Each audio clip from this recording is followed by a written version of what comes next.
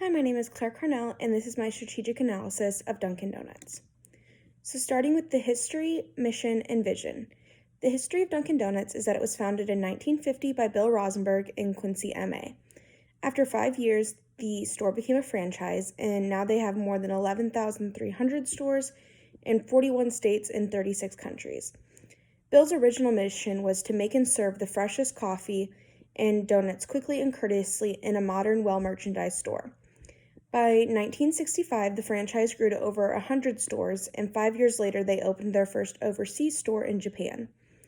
By 1979, they had over 1,000 stores, and then in 96, they started expanding their menu to other breakfast items and drinks. And then finally, in 2006, they started their America Runs on Dunkin' campaign. The mission of Dunkin' Donuts is everything we do is about you. From chefs who create exciting new flavors to crew members who know exactly how you want your drink. We prioritize what you need to get you on your way. We strive to keep you at your best, and we remain loyal to you, your tastes, and your time.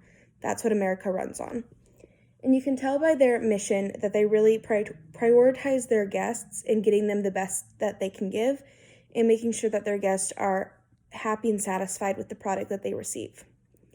And then their vision is to be the leading provider in a wide range of delicious beverages and baked product around the kingdom in a convenient, relaxed, and friendly environment that ensures the highest level of quality product and best value for money. And as we can see as we go on in the presentation, they really put this vision into action with how they keep such low cost on all of their items, as well as having such a wide variety of items. So the introduction. The project is a strategic analysis of Dunkin' Donuts. Dunkin' Donuts was founded in the U.S., and they specialize in breakfast items like donuts, breakfast sandwiches, pastries, and coffee. Dunkin' Donuts is owned by the holding company Inspire Brands, and Inspire Brands also owns Jimmy John's, Buffalo Wild Wings, Arby's, Baskin-Robbins, Rusty Taco, and Sonic. For this project, I'll only be analyzing Dunkin' Donuts.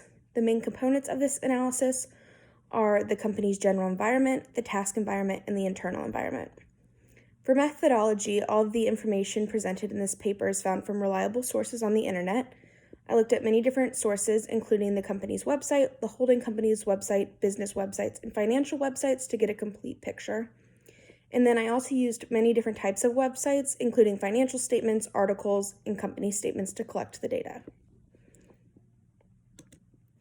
So the pestle analysis. Firstly, with political, one trend that could affect the industry is the increase on minimum wage. This increase will dramatically affect the companies because the majority of their workers are paid minimum wage.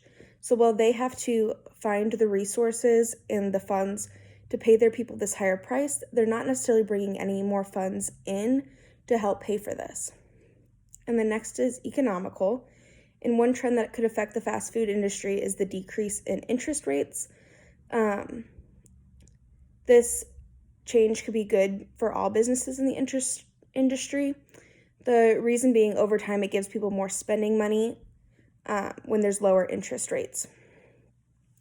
And since they have more spending money, this means that they're going to be more likely to go and spend that $4 on a coffee since they have that extra money on them than they would have been before. So then next we have sociocultural, and one trend that it could affect the industry is the generational shift. As Gen Z is getting older, they're starting to spend their own money, and fast food chains is a common place for the younger generation to spend their money because it's affordable and accessible to them. So the fourth part of the pestle analysis is technology, and one technological trend that has hit the fast food industry is artificial intelligence as a service. Many fast food chains have started installing kiosks where people can order on a computer instead of with a cashier. And then an ecological trend that could affect the fast food industry is an interest in sustainability. And this could affect the business or the industry because if businesses aren't seen as sustainable, then people may be less likely to buy products from them. And then lastly is legal, and a legal trend that could affect the industry is the laws and guidelines related to COVID. The pandemic affects literally every business because they have new guidelines and laws that need to be followed. Otherwise, they could be in harm of shutting down. Next, we have the Porter's 5 forces. So first is threat of entry, And then that threat in this industry is moderate to low because there's already a lot of competitors in the coffee and breakfast section of the restaurant industry, so it can be really difficult for someone to enter. And even if they do successfully enter, they might not continue their success because there's already much more well-known brands that people are more likely to go to. Next is power of suppliers, and Dunkin' Donuts has a long-term agreement with National DCP, and they exclusively use them as their supplier. This means that National DCP has a lot of power with Dunkin' Donuts, but other suppliers don't have a chance to work with them. Third is power of buyers, and they have a lot of power in the breakfast and coffee industry, and they have a lot of power and high power because buyers impact pricing. They also impact what a company is going to sell, because if the buyers aren't going to pay for it, or if it's not something they want to buy, then that's going to lose the business for the industry. Fourth is threat of substitutes, and there is a high threat of substitutes because people can go to a variety of different places to get very similar products, and there's a lot of competitors in the coffee and breakfast industry. And then lastly is rivalry among existing competitors. There's a lot of rivalry amongst competitors because there's so many places on the market that sell coffee and breakfast items. So Dunkin' Donuts has to compete to make sure they have the best prices and products in order to hold their own against the other companies. Next, we have the internal analysis. So first we've got operations, and Dunkin' Donuts operations revolve mainly around efficiency and consistency. They do this by providing standards for their products and maintaining tight control over the supply chain. Dunkin' Donuts also works to ensure their franchisees' locations are in highly populated areas, such as airports and train stations and places like that. And they also coach their franchisees through certain aspects like marketing and customer experience. So then next in marketing, Dunkin' Donuts is very successful with their marketing. Everyone knows their pink and orange packaging and their slogan, "America runs on Dunkin'."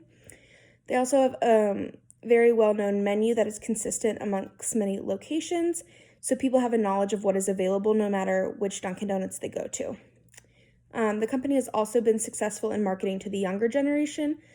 They had a sponsorship with TikTok star Charli D'Amelio, and they had the Charli drink, which was like her favorite drink from Dunkin' Donuts, and it was super popular. Third, we have human resource management. In 2019, Dunkin' Donuts hired a new chief human resource officer named Stephanie Lilac. She plans on improving franchisee relationships and plans to implement better techniques in regards to attracting and retaining staff. Next, we have finances. And then due to COVID-19, Dunkin' Donuts had a 6% decrease in revenue, a 12% decrease in net income, and a 65% decrease in their operating segment as of September 2020. And while this is really bad and horrible to see, it was pretty comparable with their competitors. And then lastly, we've got IT. Dunkin' Donuts launched their ordering on the go mobile ordering in 2019, and they saw a high volume of transactions on the site. Their presence on DoorDash also saw a lot of use, especially during the pandemic. And then their brand is also making their stores more technologically advanced with cold brew taps and upgraded espresso machines. So now on to the SWOT analysis. Some of the strengths are brand recognition, because they're a very popular brand, marketing, as I mentioned on the last slide, and then they have a variety within their breakfast and coffee menu. And some weaknesses are slow expansions of locations. They don't have a ton of locations, especially compared to their competitors, and especially when you look at globally. Next is health concerns due to they don't have a very healthy menu. There's a lack of lunch and dinner options, which causes them to see a big drop in customers after the breakfast rush, and then a decrease in profits. Some opportunities for them would be create a healthier menu, create all-day menus so they have lunch and dinner options and won't see that drop, and then to expand their locations both nationally and globally. And then some threats for them are people may choose healthier options over what they can get at Dunkin' Donuts. There's less traffic after the morning rush, and they have high competition from places like Krispy Kreme, Starbucks, and McDonald's. So the overall strategy and direction. The main points of Dunkin' Donuts' overall strategy is product differentiation and low pricing. Dunkin' Donuts offers a vast array of drinks and food items, all while keeping the cost low. This allows them to reach a large number of people with different budgets and different tastes. And then as far as their strategic direction, there's three main focuses. We've got digital initiatives, which I mentioned previously with their on-the-go ordering app. And they also have their Dunkin' Perks, which is like a program that people can join. And a lot of people have been using that through their app, and that's where they see about 10% of their revenue coming from. And another one is they partnered with Waze on their app, which is a like GPS system. And through that, people can see how busy the Dunkin' Donuts near them is at a certain time, so they can decide if they want to go or not. Next is brand differentiation. As I've mentioned before, they have a vast variety of different drinks and different donuts, and currently they're starting to try to make a more natural donut with more natural ingredients. And they're also expanding their drinks by bringing out frozen coffees, which are very popular with the younger generation. And then their third main focus is franchisee relationships, and they're working on bettering those by actually asking their franchisees what's going well, what can be done better, and taking their franchisees' ideas and putting them into action. And then my conclusions. So my overall conclusion of this paper is Dunkin' Donuts has the ability to gain many competitive advantages, but certain concerns need to be addressed first. Dunkin' Donuts is able to appeal to a large variety of people because of their expansive menu and their low prices. This gives them the ability to target a really big chunk of the market. And being able to offer so many items at such a low price is definitely an advantage over their competitors. They need to key in on this to keep their advantage. And then Dunkin' Donuts also has strong brand recognition, which makes them a top choice for many customers. And being highly recognizable is key into bringing in customers. However, the brand does need to expand globally in order to keep up with their competitors. And Dunkin' Donuts needs to continue working on their marketing to compete in the competitive industry. Dunkin' Donuts has great marketing skills, but they just need to continue working on them and continue expanding on them. Lastly, if Dunkin' Donuts takes the opportunities they have to expand their geographical market and menu, they'd be able to increase their profits drastically. So my recommendations for them would be first to expand their locations not only in the US but globally. Another recommendation would be expand their menu outside of breakfast. A third one would be to create healthier menu items. And a final one would be to just keep putting effort into their marketing. And then lastly, onto my learning. Through researching Dunkin' Donuts, I've learned how differentiation can make a brand really marketable. And then through competing the pestle analysis, I learned how businesses need to change and adapt to different trends. This research has also shown me the importance of a strong business strategy and how a company can struggle without one. And then lastly, by applying the concepts from class to a real company has helped me understand the topics more thoroughly and see how they could actually be used in real life. And that's the end.